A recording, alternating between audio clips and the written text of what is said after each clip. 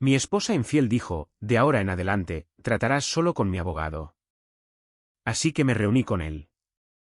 En el momento en que se enteró de que yo era su marido, se puso de pie de un salto, con las manos temblando. Disculpe. Necesito llamar al juez. Ahora mismo. Tienes suerte de que siquiera te esté avisando con esta antelación, murmuró, metiendo a la fuerza otro vestido en su maleta con la percha todavía puesta. Su perfume asfixiaba el aire como si tuviera algo que demostrar. Ya he desperdiciado suficientes años en esto. No respondí. Solo observé con la cuchara en la mano y el tazón de avena enfriándose. El tintineo de las perchas resonaba como suaves disparos. No me miró ni una sola vez hasta que estuvo junto a la puerta, llevando unas gafas de sol caras y de gran tamaño como si llegara tarde a unas vacaciones en la playa que no incluían a un marido. Hemos terminado, dijo secamente, ajustándose el bolso. Tendrás noticias de mi abogado. Podría haberme reído. Quizás lo habría hecho si no estuviera tan lejos del punto en que sus palabras importaban. Simplemente asentí. Ella inclinó la cabeza y me dedicó esa media sonrisa condescendiente que reservaba para los dependientes de tienda y los camareros. De ahora en adelante, solo mi abogado se encargará de ti. ¿Entendido? Sonrió con aire de suficiencia como si acabara de ganar una subasta silenciosa. La puerta se cerró con un clic caro. Ni siquiera preguntó si estaría bien. No preguntó por el perro, que, por cierto, estaba acurrucado debajo de la mesa porque ella había pateado su cuenco de agua en su pequeño berrinche de antes. No preguntó por el sótano que inundó el mes pasado al poner en marcha accidentalmente una lavadora con un desagüe atascado y luego culparme a mí por la fontanería. No limpié el agua. La dejé estar porque esta noche no se trataba de fregar suelos. Esta noche abrí la caja fuerte del garaje, no la grande donde guardamos los documentos. Todo el mundo conoce la caja fuerte ignífuga con los pasaportes y las pólizas de seguro. No, esta estaba detrás del panel perforado, oculta tras 3 cabezas de tornillo falsas y una batería de taladro gastada que servía como su cerradura señuelo. Dentro, una carpeta de cuero polvorienta marcada con iniciales doradas en relieve y una etiqueta en el lomo que decía contingencia matrimonial. Revisión 3C, actualizada por última vez hace años. La había revisado una vez al año desde entonces. Ella nunca preguntó a qué me dedicaba. No, realmente asumió que era una entrada de datos glorificada. No sabía lo que realmente significaban las capas de acuerdos de no divulgación. Pensaba que un fideicomiso era solo la versión de los ricos de un testamento. Su mundo eran las catas de vino, el pilates y los chats grupales con otras esposas que llamaban a sus maridos ruido de fondo. Cuando intenté mostrarle algo una vez, hace años, una nota de mi abogado que abrió por accidente. La tiró a la basura y dijo, eres aburrido cuando intentas sonar importante. Así que dejé de mostrarle cosas, pero lo guardé todo. Para la medianoche, tenía la carpeta abierta en la pestaña 7. La cláusula tenía un título aburrido, cláusula de excepción ejecutiva, inmunidad del signatario. Pero el contenido, digamos que era un ingenioso cable trampa conectado a nuestro acuerdo posnupcial, ligado a una frase específica. De ahora en adelante, solo mi abogado se encargará de ti. Dicho en presencia de un tercero o grabado por vigilancia pasiva. Bueno, la cámara de la cocina funciona perfectamente. Ella solo pensó que la había desenchufado porque la lucecita roja estaba apagada. Esa es la belleza de cambiarla a infrarrojo. De todos modos, releí la cláusula. Luego envié por fax un único formulario a mi consejo de patrimonio junto con una fecha y una palabra clave. La respuesta llegó 10 minutos después, entregada en mano por un asistente en la puerta lateral. Procedimiento bajo Rep 13 aprobado. Sin emoción, sin fanfarria. Esto no era venganza. Esto era logística. Lo bueno de ser ignorado es que la gente asume que te quedarás donde te pusieron. Asumen que el hombre que no grita de vuelta debe ser impotente. Que un hombre que permanece tranquilo mientras su esposa hace las maletas debe estar destrozado. Que si no está gritando o amenazando, debe haber perdido. Están equivocados. A veces, el silencio es solo el sonido de una puerta cerrándose detrás de ti por última vez. Y para aquellos de ustedes que escuchan y han sido ese hombre silencioso o han visto a ese hombre silencioso y se han preguntado por qué no se defendió, tal vez pulsen ese botón de suscribirse. No por mí, por el equipo detrás de esta voz que sigue contando estas historias. Más del 90% de los oyentes nunca se suscriben. Y sin embargo, ese único clic ayuda más de lo que pueden imaginar. Mantiene la historia nítida. Mantiene las luces encendidas. Mantiene los archivos girando. Volviendo a la historia. Por la mañana, estaba enviando selfies desde una cafetería en una azotea. Su pie de foto, nuevo comienzo con un abogado. Adelante. No tenía ni idea. Acababa de contratar a un abogado contra el hombre que escribió la cláusula que su abogado no leyó. El despacho de su abogado estaba en uno de esos centros comerciales excesivamente renovados donde la fuente falsa salpicaba junto a panaderías orgánicas para perros. Y un quiropráctico zen prometía arreglarte toda la vida con aceite de eucalipto y alguien llamado Chad. Ahí es donde aparcó su Lexus, torcido como de costumbre, y entró pavoneándose con sus gafas de sol puestas como si estuviera esquivando a los paparazzi. ¿Se está resistiendo?, preguntó antes de que la recepcionista pudiera ofrecerle un asiento. El abogado, joven, caro y 2 grados demasiado orgulloso de sus salvapantallas de Yale, sonrió.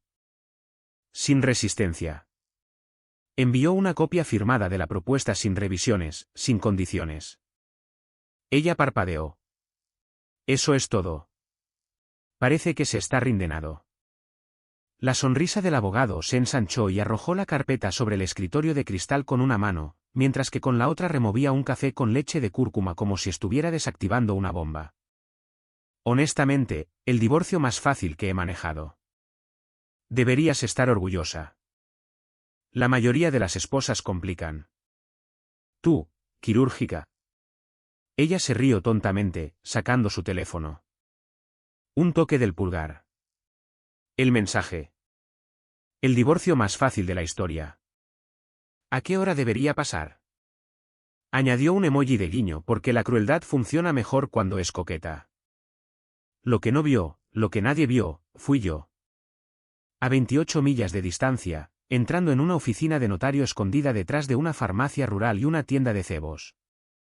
Uno de esos pueblos que la gente olvida que existen hasta que se les pincha una llanta o su GPS se congela. La mujer detrás del mostrador llevaba gafas lo suficientemente gruesas como para magnificar sus cejas.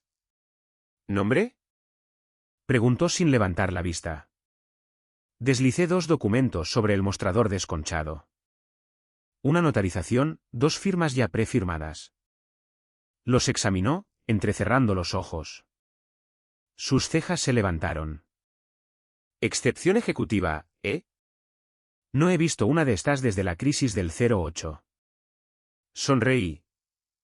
Probablemente no volverás a ver una. No intercambiamos cortesías, solo identificaciones, un sello y un recibo. Pero antes de devolver los documentos, hizo una pausa. ¿Estás seguro de que ella firmó el original? Oh, sí, dije. Simplemente no sabía lo que estaba firmando. No, en serio.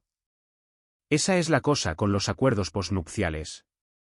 La mayoría de la gente piensa que son solo sobreactivos, pero si eres cuidadoso, si eres metódico, también pueden actuar como sensores de presión, cables trampa legales. Y la versión que firmó en 2020. Esa venía con una pequeña y muy discreta cláusula en la página 16, tamaño de fuente 9, camuflada entre 2 secciones sobre la distribución de fideicomisos irrevocables y sociedades de responsabilidad limitada familiares. Decía simplemente, en caso de delegación total de toda comunicación matrimonial a representación legal externa y grabación verificada de dicha declaración. El abajo firmante renuncia por la presente a la objeción permanente a la modificación ejecutiva de las entidades financieras listadas durante el proceso de disolución. Traducido, si alguna vez decía, solo mi abogado se encargará de ti, y lo tenía grabado, y lo tenía. Entonces tenía total libertad para empezar a reorganizar el tablero de ajedrez mientras ella pensaba que estaba ganando. Todo legal, todo firmado, todo notariado y todo desapercibido, especialmente por su abogado de alto precio, a quien acababan de entregarle una granada sin la anilla. Mientras tanto, ella iba por su tercera mimosa, enviando notas de voz a su amante sobre ser finalmente libre y cómo él realmente firmó sin luchar. ¿Puedes creerlo?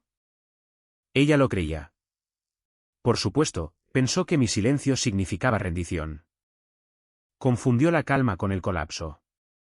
No se dio cuenta de que se estaba regodeando por una victoria que yo había diseñado para que ella entrara directamente. Ese sobre del que se reía no solo incluía mi firma. Incluía una pequeña sorpresa, un libro mayor no redactado que mostraba el estado de copropiedad de un fondo de capital privado que ella ni siquiera sabía que existía. Porque nunca, ni una sola vez, preguntó a qué me dedicaba realmente. No tenía idea de que 2 pisos por debajo del trastero compartido del que se burlaba estaba el rack de servidores principal de una sociedad de cartera que gestionaba silenciosamente 9 empresas de tamaño mediano en todo el estado. No tenía idea de que al firmar ese posnupcial y activar la cláusula 7, había renunciado efectivamente a cualquier derecho a impugnar cómo las empresas bajo ese paraguas podrían ser reasignadas, vendidas o disueltas. Y ahora que había contratado a un abogado, todo lo que tenía que hacer era dejar que vinieran a mí porque, sobre el papel, se estaba divorciando de un don nadie de modales apacibles con aliento a avena. En la práctica, acababa de declarar la guerra al hombre que tenía su pensión, la autorización de gravamen para su condominio de lujo. Y lo más divertido, los derechos de nombre de la startup de su amante como rehenes. Pero ella no se enteraría de nada de eso todavía. Primero, tenía que sentirse segura. Dejarla disfrutar del resplandor de su victoria imaginaria. Dejarla reír con el hombre que había sido mucho más ambicioso. Dejarla enviar mensajes a sus amigas diciendo cosas como, honestamente, me siento mal por él. Estará perdido sin mí porque nada construye un colapso mejor que la falsa confianza. Y ella estaba absolutamente ahogada en ella. Le gustaba imaginar que yo vivía en algún pequeño y triste apartamento con luces parpadeantes, una de esas guaridas de hombres divorciados con una silla plegable, cenas de microondas y una copia con las esquinas dobladas de Mensealt de 2003. Incluso bromeó sobre ello durante un brunch con sus amigas una vez. Oído a través de una grabación que me reenviaron. Apuesto a que vive en un lugar con una alfombra que huele a sopa vieja. Se rió. Pobrecito. Debería enviarle una vela. No sabía que nunca había dejado nuestro barrio, ni siquiera el código postal.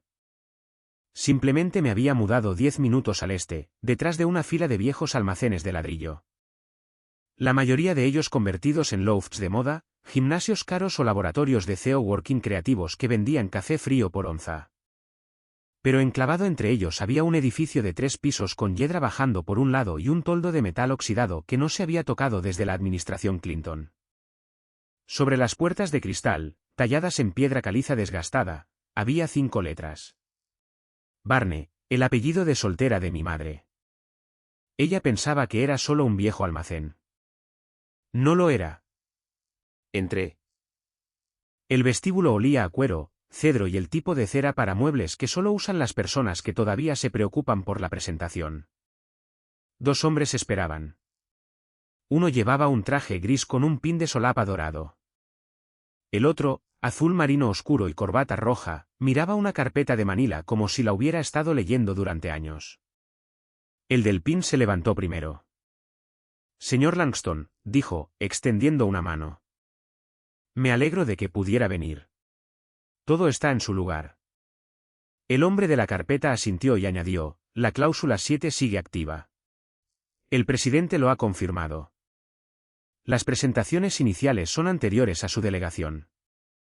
Me entregó un documento de una sola página. Solo tenía 3 frases, pero lo cambiaban todo. Supongo, dijo, que le gustaría proceder. Miré el papel. No sonreí. No asentí como un personaje dramático en una película de tribunales. Solo dije, sí.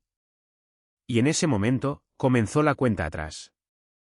Verás, lo que ella nunca preguntó, nunca se preocupó por preguntar, fue por qué el acuerdo prenupcial que firmó en 2016 había sido reestructurado solo 2 meses después del funeral de mi padre.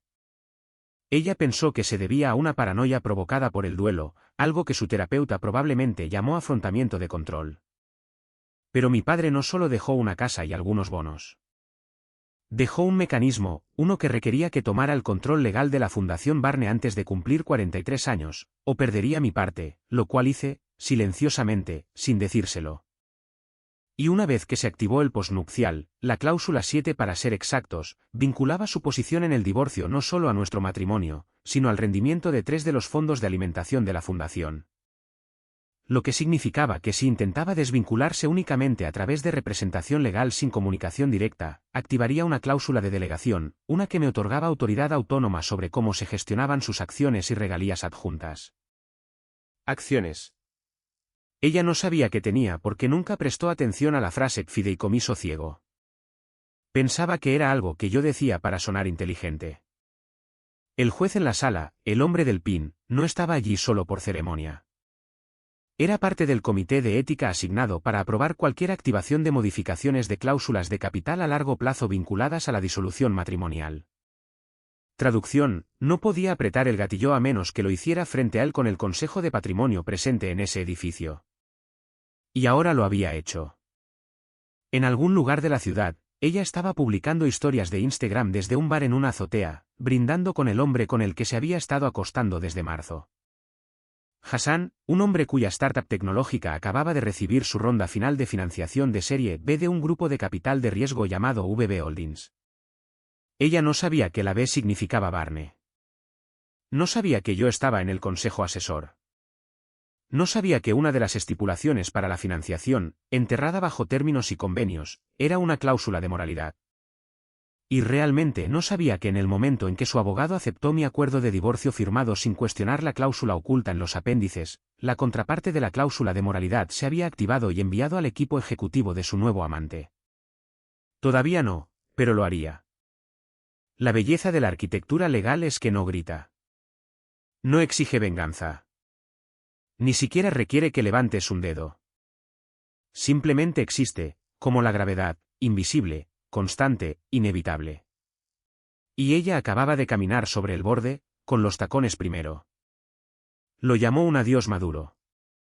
Lo dijo como si me estuviera haciendo un favor, como si fuera una elegante emperatriz concediendo a un plebeyo una última audiencia antes de la ejecución. Una cena, dijo por teléfono. Para cerrar el ciclo, por los viejos tiempos. Acepté. No porque necesitara cerrar el ciclo. Ya había tenido el mío en el momento en que firmé ese papel en la oficina del notario y vi cómo la tinta se secaba en la cláusula 7. Pero dije que sí porque quería ver cómo se veía cuando pensaba que había ganado. El restaurante que eligió era el tipo de lugar que se esfuerza demasiado. Menús escritos a mano, luz de velas tan tenue que no puedes leerlos y camareros que pretenden ser sumilleres. Se dirigió a la mesa junto a la ventana, probablemente por la iluminación, probablemente esperando que alguien que conociera pasara y la viera con el hombre que generosamente dejó atrás. Llevaba ese vestido rojo, el que compró durante un viaje de chicas, el que dije que se veía mejor en la percha, lo que la hizo comprarlo por despecho. Yo vine en vaqueros y un cortavientos. Sin teatralidad, solo práctico. Iba a llover. Hizo un espectáculo al levantarse para saludarme, con beso al aire y todo, como si fuéramos viejos amigos poniéndonos al día, como si no acabara de destripar 15 años de matrimonio en menos de 15 minutos. Y le hubiera entregado el bisturí a un abogado con un bronceado en spray y una adicción al pelotón. «¿Te ves cómodo?», dijo, deslizándose en su silla. «Gracias», respondí, desdoblando mi servilleta. Pidió una botella de vino de la que nunca había oído hablar, probablemente la eligió porque era la más cara de la lista. Yo pedí agua con gas. La charla trivial fue brutal. Parloteó sobre yoga y el redescubrimiento de su paz. Dijo cosas como, cuando las mujeres llegan a los 40, nos encontramos a nosotras mismas, como si destrozar una vida fuera solo la siguiente fase del crecimiento personal. En un momento, se reclinó, inclinó su copa y me miró directamente a los ojos. «Estarás bien», dijo. «Siempre fuiste simple, predecible, fácil de descifrar». Sonrió como si fuera un cumplido. La miré. Realmente la miré. El maquillaje era pesado esta noche, más de lo habitual. Un poco más de contorno alrededor de la mandíbula. También estaba asustada. No lo admitiría, pero podía verlo en la forma en que tocaba su copa, en la forma en que no preguntaba nada sobre mí. No por arrogancia, sino por miedo a la respuesta. Solo sonreí. Lo simple es fácil de subestimar.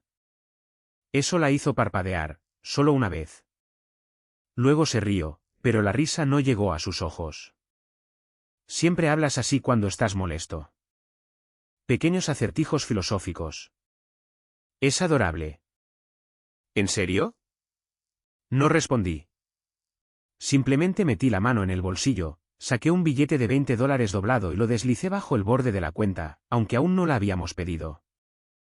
El camarero se detuvo a medio paso y asintió. Él sabía. Me levanté, la miré y dije, gracias por la cena. Buena suerte con todo. Espera, dijo, medio levantándose. Eso es todo. Simplemente te vas. Ya me fui, dije y salí. Para cuando llegó la botella, estaba a 2 manzanas de distancia. Se quedó allí sola en la mesa, mirando el vino que había pedido para una conversación que ya había terminado. Me enviaría un mensaje de texto 2 horas después. ¿Se suponía que eso era algún tipo de mensaje? No respondí. No sabía que para cuando estaba removiendo su tercera copa, el correo electrónico ya había aterrizado en la bandeja de entrada de su amante, una copia de la notificación de retirada de fondos para su startup, activada por el incumplimiento de la cláusula de moralidad.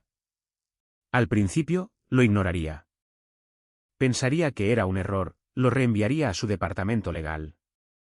Ellos no se reirían. Programarían una llamada de emergencia. Y mientras ella sorbía su vino, saboreando el gusto de lo que creía que era la libertad, las fichas de dominó ya estaban cayendo. Un puesto en la junta, un fideicomiso, una cláusula a la vez. Porque ser simple no es ser estúpido. Es solo ser eficiente. Él no lo abrió de inmediato. El sobre llegó por mensajero, sin marcar, sin dirección de remitente, solo una cartulina gruesa de color crema y un sello de cera negro mate que nadie menor de 50 años sabría cómo replicar. Su abogado, David Ken, estaba sentado en su escritorio revisando la disputa prenupcial de otro cliente cuando su asistente lo trajo. Del señor Langston, dijo ella. Él frunció el ceño. Los papeles del divorcio ya habían sido presentados y firmados. ¿Qué quedaba? Pero la curiosidad siempre supera a la precaución en hombres como Ken. Rompió el sello, abrió el sobre y sacó los documentos que había dentro. Luego dejó de hablar durante 45 segundos seguidos. No se movió, no parpadeó. El silencio era lo suficientemente espeso como para beberlo. Sus ojos escanearon la portada de nuevo. Langston Capital Holdings LLC, establecida en 2013. Fundador principal Marcus Langston. Accionista mayoritario 74%, fideicomisario guardián designado por Fidi Marcus T. Langston, revocable solo bajo la cláusula 11, subsección B. Pasó al resumen de valoración. Cartera de activos $18.4 millones. Activos, propiedades comerciales, 5, participaciones de capital de riesgo, 11, gestión de fondos fiduciarios privados, 2, bonos municipales y residuales. Volvió a pasar la página. Adjunto estaba el acuerdo posnupcial, presentado y notariado en pleno cumplimiento hace 3 años. La firma de ella, la de él, una pequeña huella digital en azul junto a cada una. El lenguaje era limpio, despiadado y hermético. Era el tipo de documento que ningún abogado quería ver después de la negociación. Cogió su teléfono, con las manos de repente un poco húmedas, y marcó el número de ella. Respondió al segundo timbre, riendo. Ruido de fondo, tintineo de copas, música animada. Algún evento en una azotea se colaba por el altavoz. David, ¿puedo llamarte más tarde? Estoy en. ¿Estás loca? Espetó. No me hablaste de nada de esto. La risa desapareció de su voz al instante. ¿Qué? Langston Capital Holdings, el posnupcial, la línea del fideicomiso irrevocable. ¿Por qué no mencionaste nada de eso? Una pausa. Luego. Porque no hay nada que mencionar. Él era solo un empleado de archivo. Eso es lo que hacía. Papeleo de oficina aburrido. Yo manejaba el dinero de verdad. Mi padre ayudaba con las inversiones. Marcus no podía cuadrar una chequera sin una calculadora. Ken se pellizcó el puente de la nariz y cerró la carpeta lentamente. No, no era un empleado de archivo. Ni de lejos. Es el fundador de una sociedad de cartera valorada en más de 18 millones de dólares. ¿Entiendes lo que eso significa? Ella se burló. Eso es imposible. Si tuviera esa cantidad de dinero, ¿por qué viviría así? ¿Conducir ese Toyota triste o de liquidación? Usaba cupones, David. La voz de Ken bajó porque la gente con dinero de verdad no necesita demostrarlo. Esperó, pero ella no habló. La música de fondo continuó. Su silencio se arrastró como una cuerda mojada. No lo investigaste en absoluto, ¿verdad? Preguntó. Ni una sola vez en 15 años. Finalmente encontró su voz, baja y tensa. Dijiste que no había complicaciones. Dijiste que esto sería fácil. Dije eso basándome en lo que me diste. Lo presentaste como un tonto inofensivo. No me hablaste de la carpeta, el notario, las cláusulas, los puestos en la junta. Me dejaste entrar en esto a ciegas. ¿A ciegas? Espetó ella. No soy yo quien está rebuscando en el papeleo como si fuera. Esto no es papeleo. La interrumpió. Esto es infraestructura. Este hombre tiene más protección incorporada en esto que la mayoría de los políticos. Se reclinó en su silla, exhaló lentamente y miró la carpeta como si pudiera detonar. Pensé que le estábamos quitando un dulce a un tonto, murmuró. Ella no respondió. La llamada terminó sin otra palabra.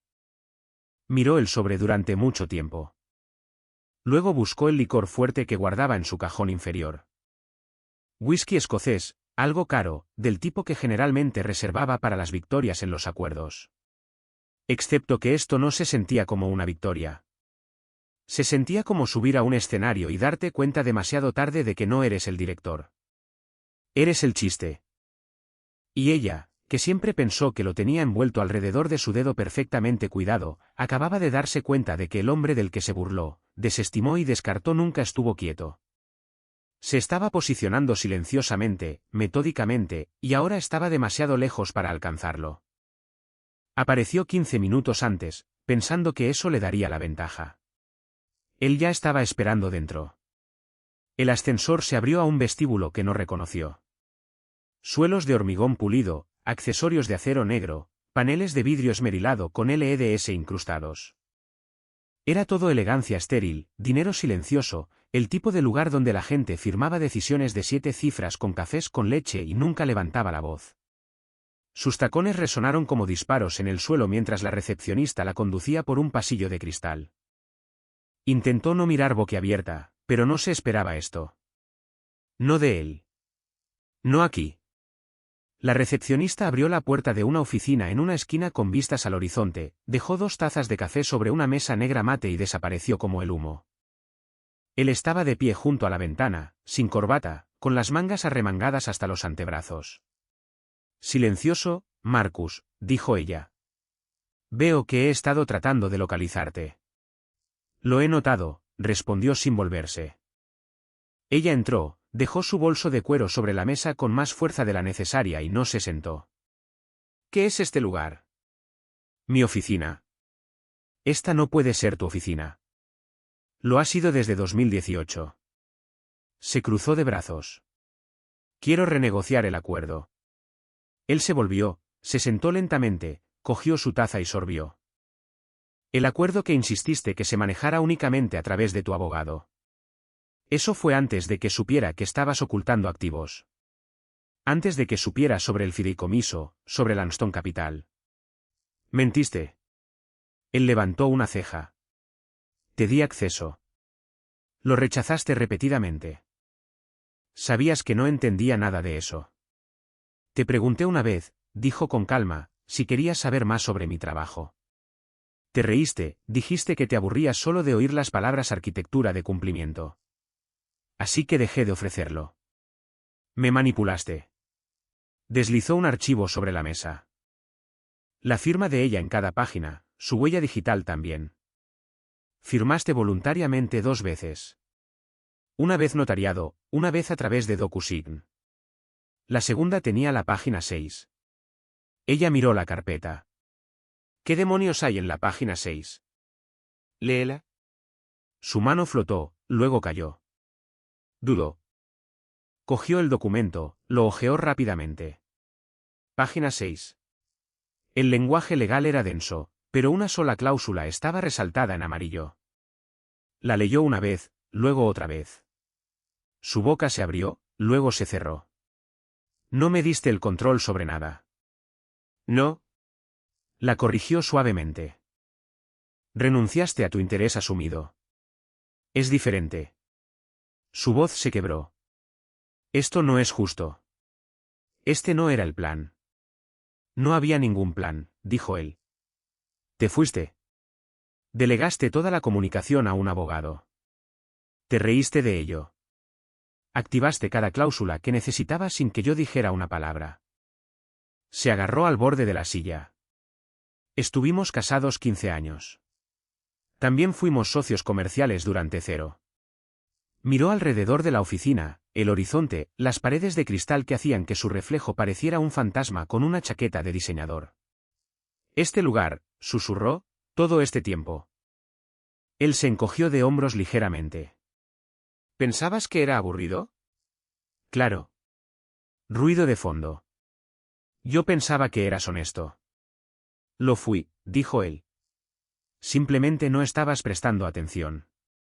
Cogió su café sin pensar. Tomó un sorbo. Era amargo y demasiado caliente. ¿Planeaste esto? Planeé para tener opciones. Tú elegiste en cuál estamos ahora. Marcus. Se detuvo a mitad de la frase. ¿Qué pasa ahora? Eso depende de tu nuevo amigo, Jason. Su rostro se puso pálido. ¿Qué quieres decir? ¿Te dijo de dónde vino su última ronda de financiación? Lo sé. Quiero decir, no en detalle. Se reclinó. Está llegando, como todo lo demás. Se levantó, temblando ahora. Esto no ha terminado.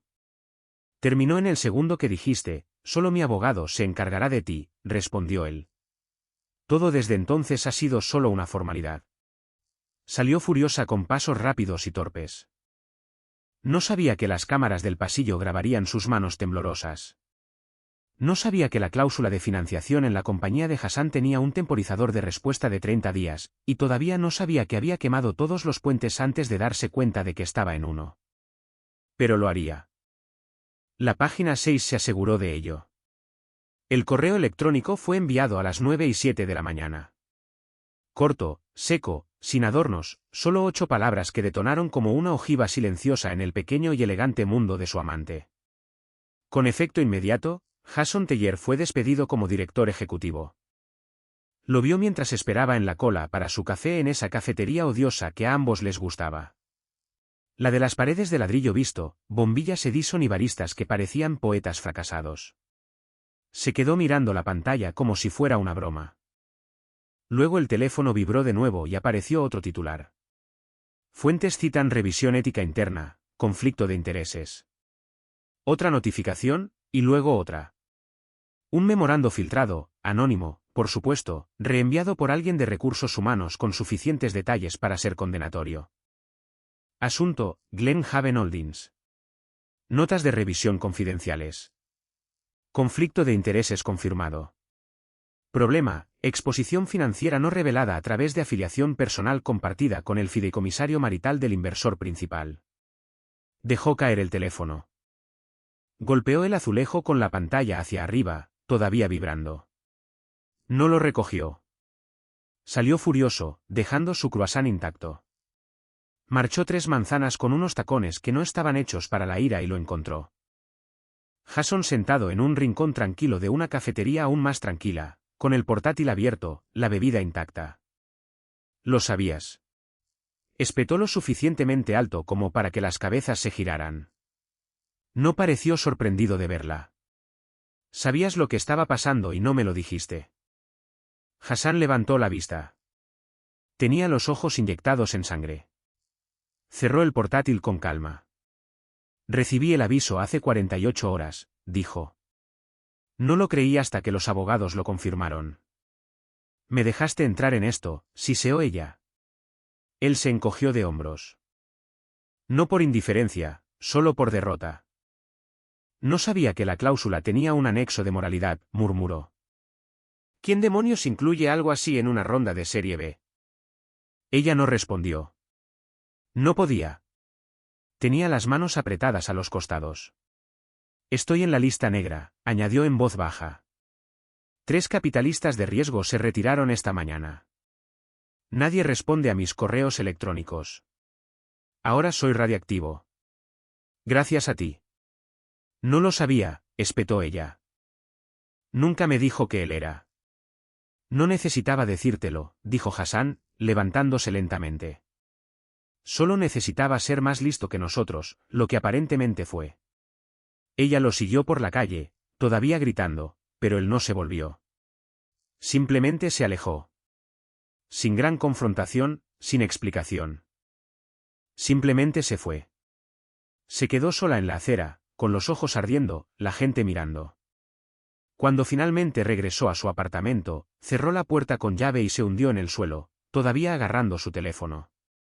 Fue entonces cuando llegó el golpe final. Una notificación de una de esas aplicaciones de noticias de negocios que nunca usaba pero que había olvidado borrar. Glen Haven Holdings nombra nuevo presidente de la Junta, Marcus T. Langston. Se quedó mirándola durante mucho tiempo. Escaneó el artículo en una neblina. Había una foto de él con ese mismo traje azul marino, el pelo arreglado, una sonrisa sutil, de pie entre 2 miembros de la Junta mayores que parecían encantados. El pie de foto era corto. Langston, anteriormente un socio silencioso, asume el papel de liderazgo en medio de una reorganización estructural. Leyó la línea 3 veces. Anteriormente un socio silencioso, fue entonces cuando sonó su teléfono. David, su abogado, otra vez, no quería responder, pero lo hizo. No lo digas, susurró. Él la ignoró. No solo te divorciaste de él, dijo secamente. Renunciaste a tu futuro, y ahora estás excluida de todo lo que importa. No sabía quién era. No, dijo David. No te importaba quién era. La línea se cortó. Se sentó allí en su condominio sobrevalorado, mirando una vida que ya no reconocía. Hassan se había ido. Las salas de juntas se habían ido. La ilusión de control se había ido. Había jugado su mano como si fuera la casa. Pero resulta que la casa había sido suya todo el tiempo. Él puede revertir esto, dijo con ojos desorbitados, su voz baja y afilada como un cristal roto. David, dime que esto se puede revertir. Su abogado no respondió de inmediato. Parecía diferente desde que salió el artículo de Glen Haven. Más viejo, más pálido, como si algo se hubiera podrido bajo su piel durante la noche, y acabara de darse cuenta de que el olor provenía de sus manos. Necesitamos una reunión, espetó ella. No me importa qué hilos tengas que mover o qué favores debas. Organízala, David asintió. La solicitaré, pero no creo que entiendas. Solo consíguelo en una habitación. Apareció 2 días después en la oficina de David, demasiado vestida y poco preparada, toda de negro, de pies a cabeza. Una extraña mezcla de luto e intimidación, como si el duelo y la autoridad pudieran llevarse como un perfume. Marcus llegó puntualmente a la hora, ni un minuto antes, ni un segundo después. Entró con una chaqueta gris, sin corbata, sin maletín. Calmado, medido, saludó a la recepcionista por su nombre. Le agradeció cuando le ofreció café. Ella le ofreció descafeinado. Él lo rechazó, pero aún así sonrió. Luego entró en la sala de conferencias. David se levantó. También ella. Marcus solo asintió a ambos y tomó asiento como un hombre que asiste a un almuerzo informal, no a la limpieza de un desastre legal. Ella no pudo evitarlo. Me tendiste una trampa. Siseo. ¿Planeaste esto? Respondí. Dijo simplemente. ¿A qué? A tus elecciones. Se volvió hacia David. Dile lo que necesitamos. Dile que esto ha ido demasiado lejos. David se aclaró la garganta. Parecía incómodo, como si la temperatura de la habitación hubiera cambiado y nadie más se diera cuenta. Señor Langston, Marcus, ¿puedo confirmar algo? Preguntó, con la voz quebradiza. Marcus lo miró con calma. Por supuesto. David sacó una hoja de la carpeta que tenía delante. El primer documento del primer sobre, el de los archivos corporativos, las asignaciones de fideicomisos y esa extraña cláusula que Marcus había incrustado hace 3 años. La sostuvo como si pudiera incendiarse. ¿Es usted? ¿Es usted realmente Marcus T. de Langston, que figura como director fundador de Barnett Trust Holdings, Langston Capital Group y Glenhaven? Sí, respondió Marcus, sorbiendo su café. David se quedó perfectamente quieto. No quiero decir. ¿Es solo su nombre en él? Quiero decir, ¿es usted el Marcus T. Langston? Sí. Usted firmó personalmente la cláusula de la Serie B para Glenhaven. Yo la escribí. David se congeló, con los labios entreabiertos, la carpeta todavía en la mano. Luego, con un movimiento lento y mecánico, empujó su silla hacia atrás, se levantó y, sin mirar a ninguno de los dos, dijo, disculpen, necesito hacer una llamada al juez. No se llevó el archivo. No se llevó su teléfono. Salió como un hombre que se da cuenta a mitad de una caminata de que ha estado siguiendo el camino equivocado. Y ahora el sol se estaba poniendo. La puerta se cerró detrás de él. Silencio. Se volvió hacia Marcus. No puedes hacerme esto. Él la miró, no con crueldad, solo con distancia, como un recuerdo que ya no revisitas. ¿Te refieres a hacerte responsable? Preguntó. Ella se levantó, paseando. Ni siquiera actuabas como alguien con poder. Solías dejarme hacer las reservas. Yo elegía tu ropa. No estaba fingiendo, dijo él. Simplemente no sentía la necesidad de corregirte. Podrías haber detenido esto antes de que se fuera de las manos. Volvió a sorber. No, tú podrías haberlo hecho. Golpeó la mesa con la palma de la mano. ¿Qué es lo que quieres? Finalmente la miró y, por primera vez en meses, quizás años, su expresión no era neutral. Era decepción. Quería estar casado con alguien que me viera, no con alguien que representara superioridad porque tenía demasiado miedo de estar quieta. La puerta se abrió de nuevo. David asomó la cabeza, con el rostro pálido, el teléfono todavía en la mano. Su voz era apenas audible. El juez ha confirmado todo. Sus rodillas se doblaron ligeramente. David no volvió a entrar en la habitación. Simplemente volvió a cerrar la puerta. Esta vez los clics sonaron definitivos. El tribunal no programó una audiencia. Sin arrebatos públicos, sin martillazos dramáticos, solo un aviso digital enterrado en el portal en línea del secretario del tribunal. Marcado discretamente. Declaración judicial de validez emitida. Todos los archivos verificados. Caso cerrado. David no la llamó. No le envió un correo electrónico. Ni siquiera envió un asistente legal. Simplemente se fue. Una mañana, revisó la carpeta compartida que habían usado durante el divorcio y descubrió que su nombre había sido borrado del registro de acceso a documentos. Una hora después, un mensajero dejó un delgado sobre blanco. Sin dirección de remitente. Dentro estaba su renuncia formal como su abogado. Sin explicación, solo un único párrafo con las palabras exposición ética irreconciliable. Arrojó el sobre al otro lado de la habitación y gritó. Y eso fue antes de que comenzara el verdadero silencio. Su primera pista llegó cuando intentó reservar un vuelo. No fuera de la ciudad, solo un reinicio de fin de semana. Arizona, tal vez. Yoga y algunos cristales en un hotel sobrevalorado donde nadie conocía su nombre. Rechazado. Lo intentó de nuevo, esta vez con una tarjeta diferente. Rechazado. Llamó al banco. Esperó 17 minutos en espera. La voz al otro lado era educada, se disculpó, pero fue firme. Debido a una revisión de cumplimiento abierta y una solicitud de documentación pendiente del agente fiduciario adjunto a sus cuentas fiduciarias, el acceso a todos los fondos ha sido suspendido temporalmente. ¿Qué agente?, preguntó. Hubo una pausa. Luego, el señor Marcus T. Langston colgó antes de empezar a gritar de nuevo. Intentó llamar a su antiguo asesor financiero, el que su padre había usado durante años. No respondió. Cuando volvió a llamar, le atendió una secretaria que afirmó que no estaba disponible indefinidamente. Fue entonces cuando llamó a su madre. No pretendía sollozar, pero en el momento en que su madre contestó, las lágrimas se abrieron paso a la fuerza. Han congelado todo, dijo entrecortadamente. David se fue. El juez se puso de su lado. Ni siquiera tuve la oportunidad de explicarme. Su madre no dijo, oh, cariño. No le preguntó si estaba bien. No le ofreció dinero. Hizo una pregunta. ¿Qué le hiciste? Las palabras golpearon más fuerte que cualquier fallo judicial. Intentó responder. Intentó escupir las justificaciones, los años de aburrimiento, la distancia, la forma en que él no se defendía, lo callado que era, lo poco impresionante que se había vuelto. Pero ya nada de eso sonaba bien. Ya nada de eso importaba porque el hombre que dejó no era el hombre que había imaginado. No solo se había preparado para su traición.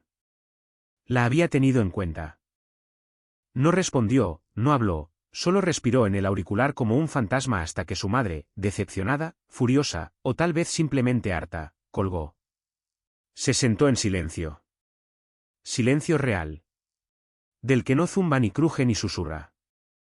Del que se hincha como un vacío y hace que los latidos de tu propio corazón se sientan demasiado fuertes en tus oídos. Ningún amigo se puso en contacto. Hassan se había ido. El abogado se había ido. Las cuentas se habían ido. Incluso su reflejo en la ventana se veía borroso ahora, como si tampoco la reconociera. Una vez se burló de Marcus por ser olvidable. La gente como tú simplemente va a la deriva por la vida, le había dicho una vez, medio borracha en una fiesta de Navidad. No cambias las cosas. Simplemente órbitas la gravedad de otras personas. No se dio cuenta de que él había sido la gravedad. Y ahora que se había alejado, todo lo demás estaba flotando o cayendo. Era el tipo de sábado por la noche del que solía quejarse. Demasiado tranquilo, demasiado quieto, nada zumbando, nada esperado de ella. Solía llenar estos vacíos con inauguraciones de galerías, invitaciones a spas, eventos de caridad. Lugares donde podía fingir ser importante durante 2 horas y beber algo seco mientras mencionaba nombres de personas que apenas conocía. Ahora estaba sola en su sofá prestado, descalza con un par de pantalones de yoga que no había usado para hacer yoga en 3 años. El condominio se sentía más grande de lo que debería, hueco, como si alguien se hubiera mudado y se hubiera llevado el sonido con ellos. Se sirvió una copa de merlot, encendió la televisión, ni siquiera para ver, solo por el ruido, un consuelo de fondo, una distracción del silencio. Pero el canal se había puesto por defecto en la emisión pública local. Un evento de gala, algún tipo de baile financiero. La cámara recorrió la sala. Políticos, directores ejecutivos, jueces en smoking, sus esposas con vestidos de lentejuelas, pulcros, educados, perfectos. Se movió para cambiarlo y entonces escuchó su nombre. Su pulgar se congeló sobre el control remoto. El locutor habló claramente. El discurso principal de esta noche será pronunciado por Marcus Langston, presidente entrante de la Junta de Glen Haven Holdings y director recién nombrado de la Fundación Barney. La sala en la pantalla estalló en aplausos. Se quedó mirando. Marcus caminó hacia el podio con un traje azul medianoche impecable y perfectamente entallado. Sin ostentación, solo presencia. No saludó, no sonrió, solo dejó sus notas, ajustó el micrófono y comenzó. Algunas personas persiguen la riqueza, dijo. Otras la protegen, algunas heredan influencia. Otras construyen el andamiaje silenciosamente, ladrillo a ladrillo, para que nadie vea la estructura hasta que necesiten escalarla. Hizo una pausa, miró a la multitud. He descubierto que las personas más subestimadas no son las ruidosas, no las visibles. Son las que no se inmutan cuando intentas derribarlas. Las que sonríen cuando les quitas algo porque saben que pueden recuperarlo todo. Su pecho se oprimió. Se acercó a la pantalla. Detrás de Marcus estaba el juez. Su juez, el mismo hombre cuyos ojos nunca se encontraron con los suyos durante la breve audiencia. A la izquierda del escenario, asintiendo cortésmente, estaba el nuevo director ejecutivo de Glenhaven, el reemplazo de Hassan. La cámara se alejó, un plano general, la sala llena de aplausos, las copas levantadas, incluso una ovación de pie. Sus dedos se entumecieron. Dejó caer la copa de vino. Se hizo añicos en el suelo de madera. El rojo se filtró en la alfombra blanca, extendiéndose en cámara lenta, pero ella no se movió. La televisión continuó. Alguien le entregó a Marcus un premio, una placa. La aceptó, posó para las fotos y luego, como siempre, salió silenciosamente del encuadre, dejando que otros disfrutaran de la atención. Se quedó allí descalza en un charco de Cabernet. Todo su mundo reducido a píxeles y eco. Su teléfono se iluminó. Un número desconocido. No respondió. Se detuvo. Se iluminó de nuevo. Otra llamada desconocida. Esta vez, contestó. Una voz robótica. Una grabación. Este es un aviso de cortesía de su institución financiera. Su revisión de cumplimiento ha sido completada. Todos los fondos restantes están bajo auditoría. Por favor, consulte la documentación adjunta en su portal de cliente. Colgó. Borró el mensaje de voz antes de que terminara. No siguieron mensajes de texto. No llegaron disculpas. Y su abogado, el que prometió arreglarlo, nunca volvió a llamar. No hubo un grito final, ni una confrontación dramática, ni una venganza que viniera con ventanas rotas u órdenes de alejamiento. Solo el desmantelamiento metódico de todo lo que creía poseer. Nunca levantó la voz, nunca lo necesitó. Simplemente esperó a que ella misma caminara hasta el borde y luego se aseguró de que la gravedad hiciera el resto.